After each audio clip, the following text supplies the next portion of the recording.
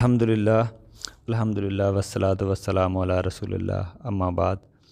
دیکھیں آج جو ہم دیکھیں گے کبیرہ گناہ تین، ان میں پہلے نمبر پہ ہے نوحہ ماتم کرنا اور کمزوروں پر ظلم کرنا، پڑوسی کو تنگ کرنا، یہ تیسرے نمبر پہ ہے۔ پہلا کبیرہ گناہ ہے نوحہ ماتم کرنا، مرنے والے کی ماتم کیا ہے، نوحہ کیا ہے، یعنی کہ مرنے والے کی خوبیوں کو یاد کرنا، کر کے رونا، اسے ہم نوحہ کہیں گے۔ یہ چیز زمانہ جاہلیت میں عام تھی، بلکہ لوگ کرائے پہ لوگ لے کے آتے تھے رونے کے لیے، بلکہ بعض لوگ وصیت بھی کر کے جاتے تھے کہ میرے مرنے کے بعد خوب چلانا، رونا، ماتم کرنا، تاکہ لوگوں کو پتہ چلے کہ کون فوت ہوا ہے۔ اور اسی طرح اللہ کے نبی نے ارشاد فرمایا کہ میری امت میں دو چیزیں کفر کا سبب ہیں۔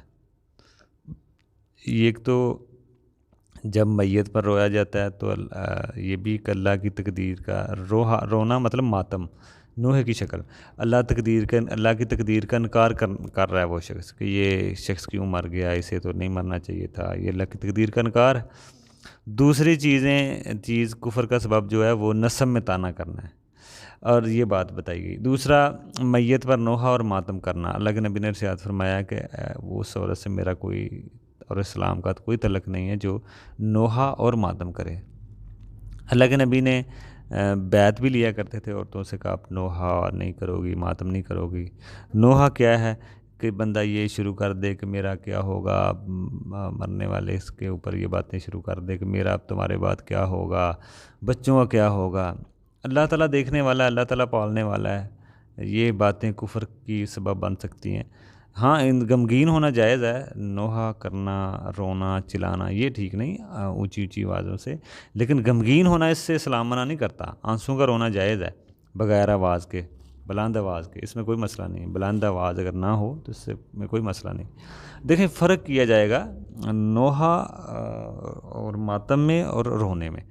رونا، غمگین ہونا اس میں کا مسئلہ نہیں ہے، لیکن ماتم کی شکل نہ ہو۔ دوسرا کبیرہ گناہ کمزوروں پر ظلم کرنا، بندہ اپنے ماتحت لوگوں پر ظلم کرے۔ ظلم کیا ہے؟ ظلم کیا ہے؟ بندہ کسی کو اوپر مطلب ظلم کرتا ہے، مطلب ظلم یہی ہے کہ بندہ کسی کو اس کا حق نہ دے، یا اس کو جو اس کا حق بنتا ہے، اصل جو جگہ ہے اس جگہ سے وہ چیز اٹھا لے، اس کو وہاں پہ نہ رکھے، یہی ایک ظلم کی شکل ہے۔ اور سب سے بڑا ظلم تو یہی کہا ہے جو بندہ اپنے اوپر کرتا ہے، شرک ہے، یہ سب سے بڑا ظلم ہے۔ اسی طرح اپنے ماتحت لوگوں پر ظلم کرنا کہ اپنا نوکر ہے، یا اپنا کوئی غلام ہے، یا اپنا کوئی چھوٹا بھائی ہے، یا بیوی بچے ہیں، مطلب کوئی بھی آپ کے ماتحت جو لوگ ہیں، بہن بھائی ہیں، چھوٹے ہیں، تو اسلام نے کسی کو اختیار نہیں دیا کہ وہ اپنے کمزوروں پر، اپنے ماتحت پر ظلم کرے، ٹھیک ہے نا۔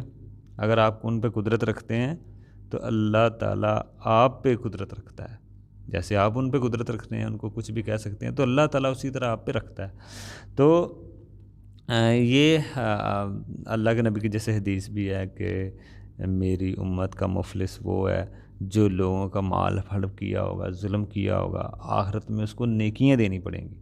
کہنے کا مطلب یہ ہے کہ جو لوگ اپنے ماتحت لوگوں سے ظلم کرتے ہیں، قیامت کے دن ان کے لیے دردناک عذاب ہوگا۔ تو یہ بھی علماء نے گناہ کبیرہ میں داخل کیا۔ تیسرا کبیرہ گناہ پڑوسی کو تنگ کرنا، پڑوسی کے بھی بڑے اسلام میں حقوق ہیں۔ آپ نے فرمایا جو آخرت پر یقین رکھتا ہے وہ پڑوسی کے ساتھ حسن سلوک کرے۔ بخاری مسلم میں کا آپ نے فرمایا وہ مومن نہیں ہو سکتا جس کا پڑوسی اس کے شر سے محفوظ نہ ہو، اور وہ شخص جنت میں نہیں جائے گا، وہ شخص جنت میں نہیں جائے گا جو اپنے پڑوسی کو تنگ کرتا ہے۔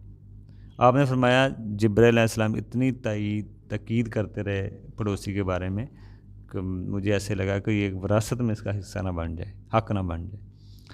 تو اپنی آواز سے، کردار سے پڑوسی کو تنگ کرنا یہ گناہ ہے۔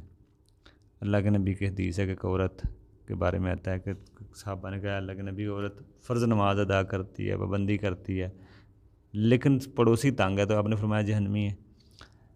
پھر کہا ایک دوسری عورت وہ اتنے فرض نمازیں تو نہیں پڑھتی، نفل نمازیں تو نہیں پڑھتی، صرف فرض پڑھتی ہے، فرض روزے رکھتی ہے، پڑوسی کے ساتھ اچھا سلوک ہے، تو آپ نے فرمایا جنت میں جائے گی۔ تو فرض فرائض بھی ضروری ہیں، فرائض کے بعد بغیر بھی کامیابی نہیں ہے۔ تو پڑوسی جسے کوئی بھی ہو، غیر مسلم بھی ہو سکتا ہے، سلوک آپ نے اچھا ہی کرنا ہے، ٹھیک ہے نا۔ تو لوگ پڑوسی کو آج کل تو خیر لوگ بھولے ہوئے ہیں، رشتہ داروں کو بھولے ہوئے ہیں، پڑوسیوں کو بھولے ہوئے ہیں، ٹھیک ہے نا۔ وہ مطلب ان کی طرف کوئی دھیان ہی نہیں ہے، ٹھیک ہے نا۔ ہم اس شخص سے ملتے ہیں جس سے کوئی ذاتی مفاد ہو، باقیوں کو بھول جاتے ہیں، کوئی دنیاوی مقصد ہو۔ پڑوسی کی شریعت اسلام میں بڑی اہمیت ہے، بلکہ اللہ تعالیٰ نے پڑوسی کو تکلیف دینے والوں کو ملعون بھی قرار دیا ہے، لعنت ہے یعنی کہ لعنت کی ہے ان لوگوں پہ، اللہ کی رحمت سے وہ محروم ہے، اور کبیرہ گناہوں میں سے ہے پڑوسی کو تنگ کرنا کسی بھی شکل میں۔ تو پڑوسی کے ساتھ خیر خواہی ہونی چاہیے، اچھا سلوک کیا جائے۔ یہ 3 گناہ کبیرہ گناہ ہیں جن کے بارے میں آج ہم نے دیکھا ہے، نوحہ کرنا میت پر، کمزوروں پہ ظلم کرنا، اور پڑوسی کو تنگ کرنا۔ انشاءاللہ 3 جو 70 گناہوں کا سلسلہ چل رہا ہے، انشاءاللہ 3 گناہ ہم آگے دیکھیں گے، وہ کون کون سے ہیں۔